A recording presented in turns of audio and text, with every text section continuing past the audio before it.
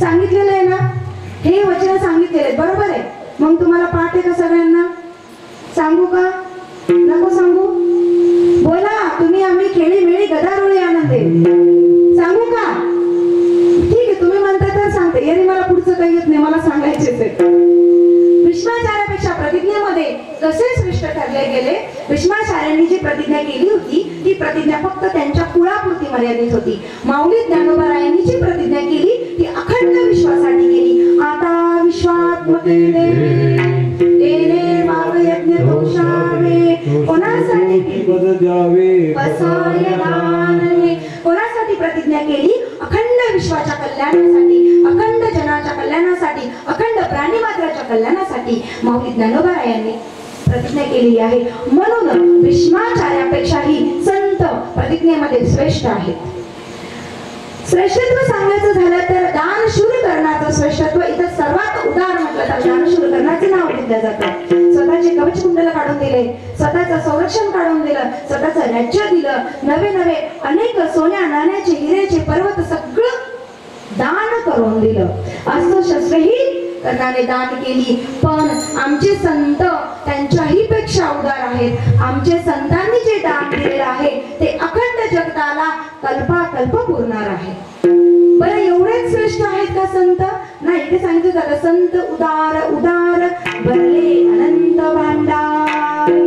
तर पाहायला गेलं अशा कोटीमध्ये अनेक ठिकाणी संतांचं श्रेष्ठत्व जास्त महत्वाचं आहे किंवा जास्तच आहे. संतांचं महिमान जास्त आहे. सूर्याचा विचार केला, संपूर्ण जगताला प्रकाश देणारा, संपूर्ण जगताला तेजस्वी बनवणारा, संपूर्ण जगताला उजेड देणारा जो सूर्य आहे तो सूर्य जितका तेजस्वी आहे संत मायबाप त्याही पेक्षा जास्त तेजस्वी आहे. का? कारण संतांचं जे तेज आहे, संतांचं जे तेजस्वीपण आहे ते दाहक नाही आहे. उन्हाळ्यामध्ये, मे महिन्यामध्ये, भर उन्हामध्ये कडक कडक कडकडलेलं ऊन आहे, त्या उन्हामध्ये असं महिनाभर कोणी आहे का जे तिथे बसून जप ध्यान धारणा करू शकतं? का सूर्य तेजस्वी आहे, सूर्य ऊन देतो, सूर्य तेज देतो, आहे का कोणी? नाही. कारण त्याचं जे तापमान आहे ते मर्यादित आहे. किंवा कोणी आतापर्यंत असा शोध लागलेला नाही की जे सूर्यापर्यंत गेलेले आहेत. हनुमंतरायाला सोडून कोणी आतापर्यंत हिम्मत केलेली नाही. दुसऱ्या ग्रहापर्यंत पोहोचलोय आपण, पण त्या ताऱ्यापर्यंत पोहोचलो का? नाही. संत जे आहेत ते तेजस्वी आहेत आणि तापहीन आहेत. त्यांच्या जवळ गेलेल्या प्रत्येक प्राणी मात्राला ते सुखी करतात, ते तेज देतात, त्यांना ते जीवन देतात. जर आपण चंद्राचा विचार केला तर चंद्रापेक्षाही संत कसे आहेत? शीतळ आहेत. तुम्ही म्हणाल एकदा सांगताय तेजस्वी आहेत, एकदा सांगताय शीतळ आहेत. हो, संत चंद्रापेक्षाही शीतळ आहेत.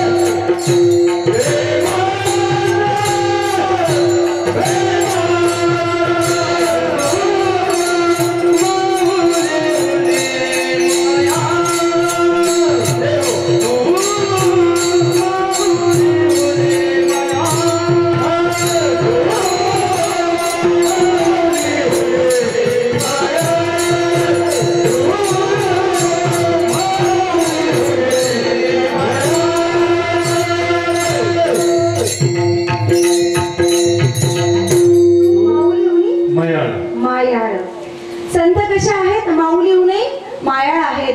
ज्ञानोबारायांना आपण माऊली म्हणतो, तुमची आमची नाही, संपूर्ण जगताची माऊली. तर संतांचं श्रेष्ठत्व पाहायला गेलं तर कुठल्याही कोटीमध्ये टाका संतांचं श्रेष्ठत्व हे भगवंतापेक्षाही अधिक आहे. कसं आहे?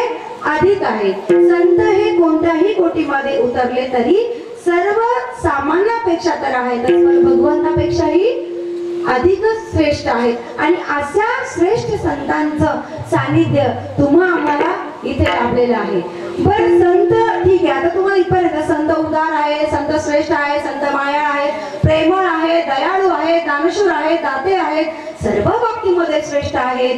पण कलियुगामध्ये संतांना ओळखायचं कसं? शक्य आहे का कलियुगामध्ये संत ओळखायला?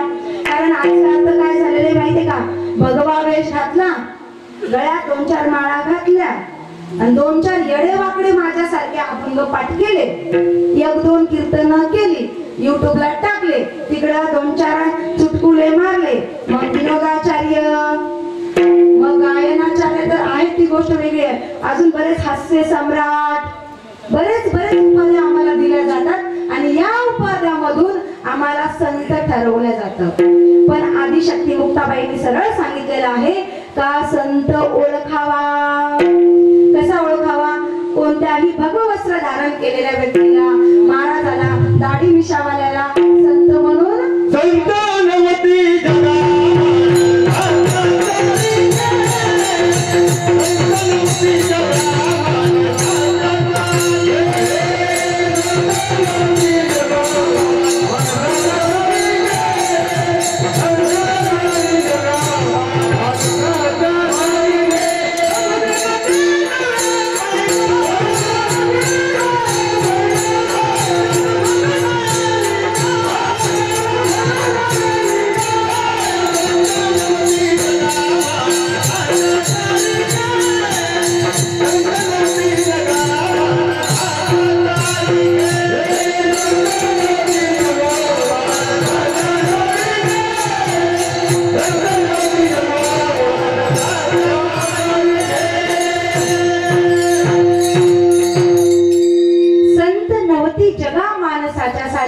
तुमच्या आमच्यामध्ये असतात, पण ते स्वतःहून त्यांचं श्रेष्ठत्व दाखवत नाहीत. नाही तर आजकालचे संत थोडासा भगवा वेश धारण करायचा, दाढी मिशा वाढवायच्या, 4-2 शब्द बोलायचे, रील्स करायच्या, युट्यूबला व्हॉट्सअपला फेमस करून द्यायच्या आणि मग मला आम्हाला संत.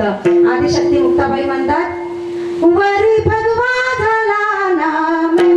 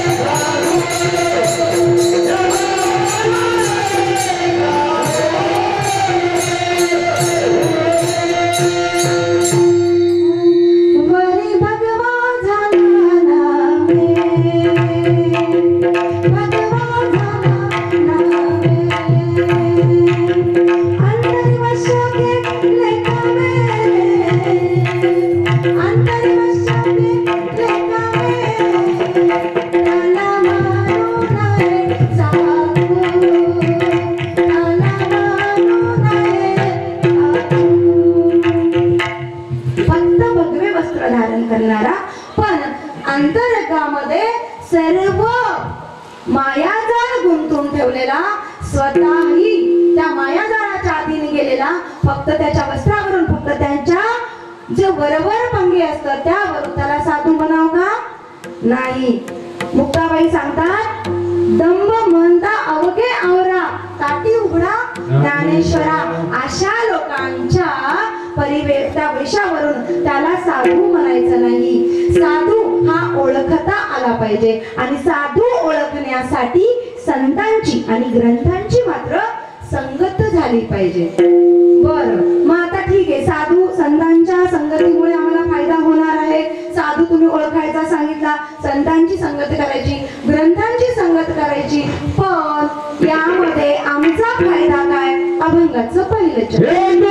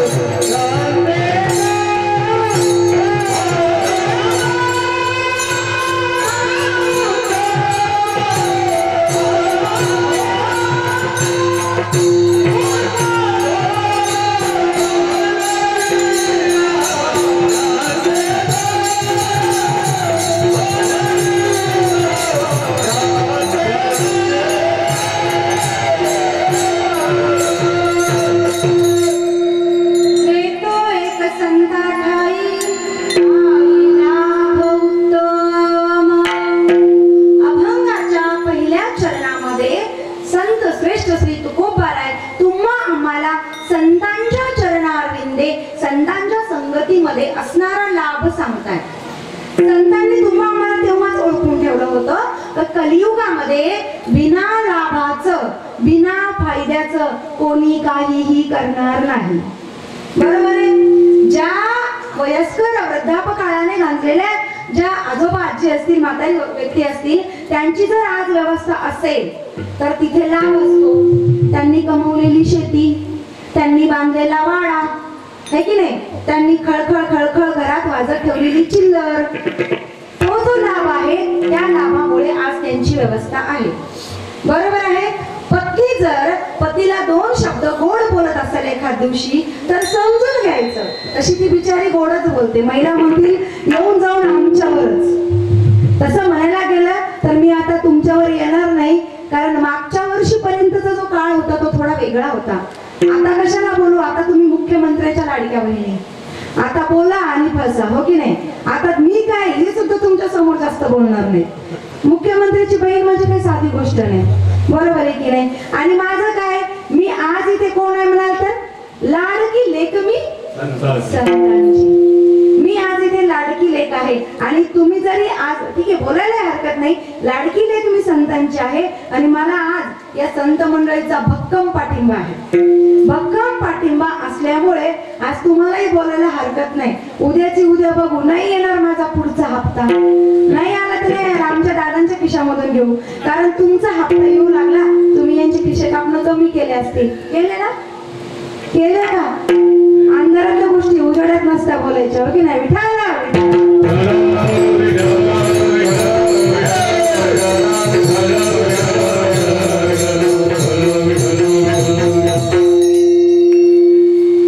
तुका हे तो एक संता ठाई पायी लाभ उत्तम. इथे तुकोबारायांनी तुम्हाला उत्तम असा लाभ सांगितलेला आहे. कुठे आहे तो?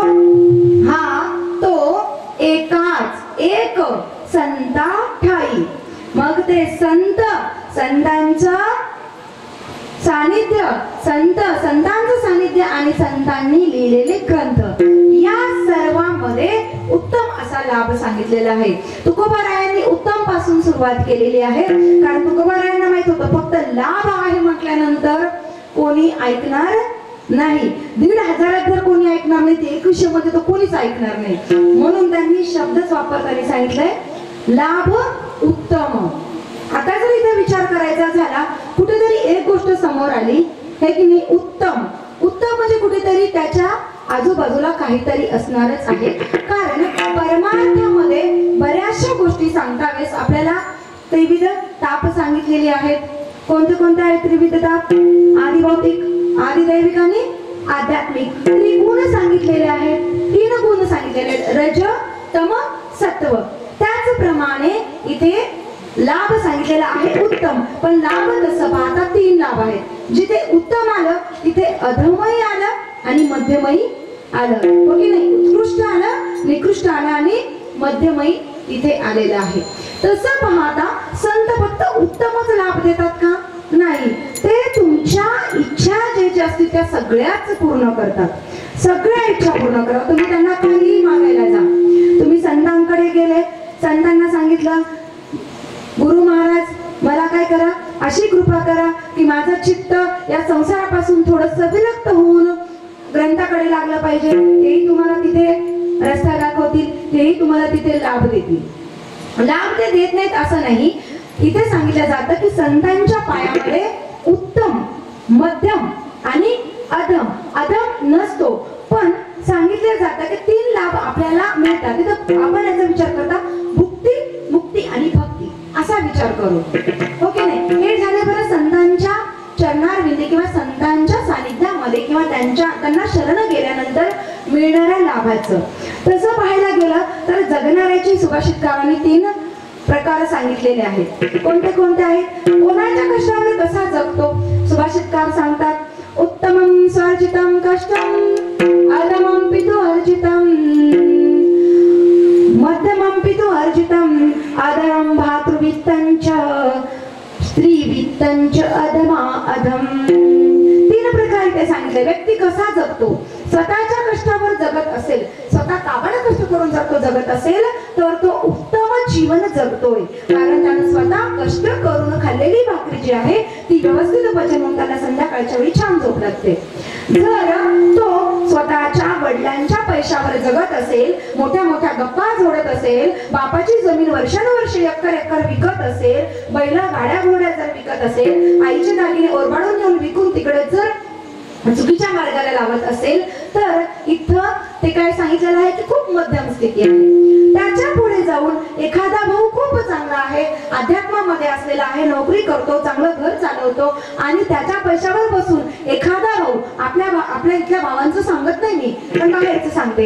एखादा भाऊ जर त्याच्या जीवावर जगत असेल तर इथं सुभाषितकार त्याला सांगतात ही अधम अवस्था आहे.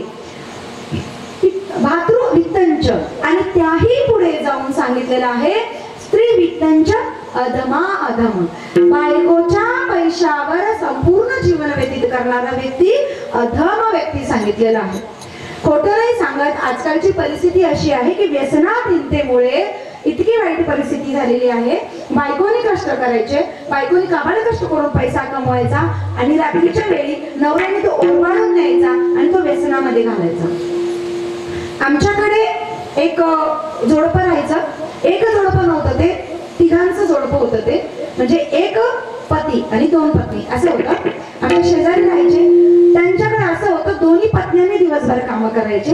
रात्रीच्या वेळेला आज हिनं 50 रुपये द्यायचे, उद्या तिनं 50 रुपये द्यायचे.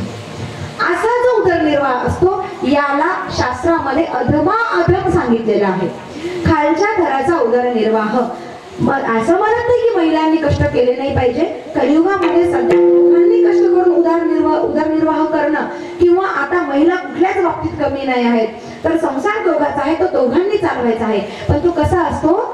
स्वमर्जीने असतो, स्वतःच्या मर्जीने. पण आजकाल जगाची नीत अशी झालेली आहे, गावात माहिती नाही, शहरी भागामध्ये ती बायको धुणं भांडे करणार, ती बायको काबाड कष्ट करणार, इकडून तिकडून आणणार, मुलांना खाऊ घालणार आणि तिचा पैसा रात्रीच्या वेळी नवऱ्यानं त्या दारूच्या अड्ड्यावर, त्या बारवर, त्या देशीच्या दुकानावर जाऊन उडवायचा. असे प्रकार पाहायला भेटतात. तर या जीवनाला किंवा हा जो प्रकार आहे याला अधमा अधम सांगितलेला आहे. त्या प्रकारे स्नानाचे 3 प्रकार सांगितले आहेत. गंगेमध्ये स्नान केलं ते उत्तम आहे. जर तुम्ही एखाद्या डबकं साचलेलं आहे, आपण त्याला तळ वगैरे म्हणतो, ते मध्यम आहे. जर तुम्ही तुमच्या बाथरूम मध्ये स्नान केलं त्याला अधमा अधम असं सांगितलेलं आहे. असे बरेचसे प्रकार इथे सांगितलेले आहेत. पण आपला सर्वात महत्वाचा जर प्रकार पाहायचं झालं तर तो आहे उत्तम. कोणता उत्तम लाभ? संतांच्या सानिध्यामध्ये असलेला उत्तम लाभ. इथे माऊली ज्ञानोबा सुद्धा आपल्याला ज्ञानेश्वरीमध्ये संत संगतीने थोर लाभ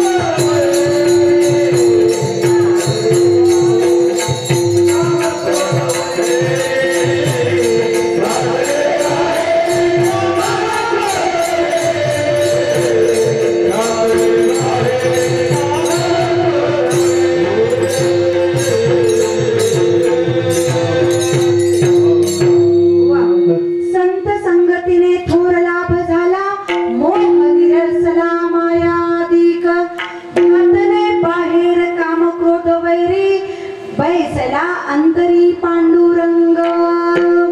संत संगतीने थोर, तोच थोर म्हणजे कोणता?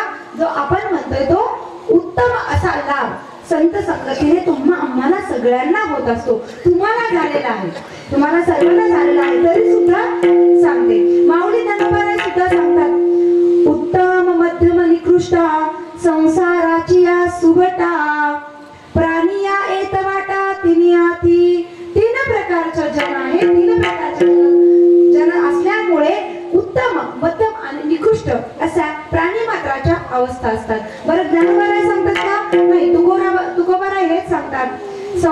प्रकाराचे तीन तुकारामध्ये गेले जन, तीन प्रकारचे जन असतात आणि या तीन प्रकारच्या ही जनाला उत्तम अवस्था प्राप्त करून देण्याचं कार्य कोण करतं?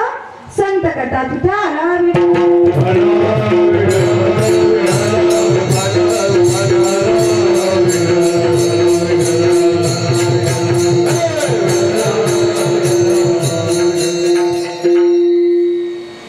त्या तीन अवस्था कोणत्या तुम्हाला मी आधीच सांगितलंय. आपण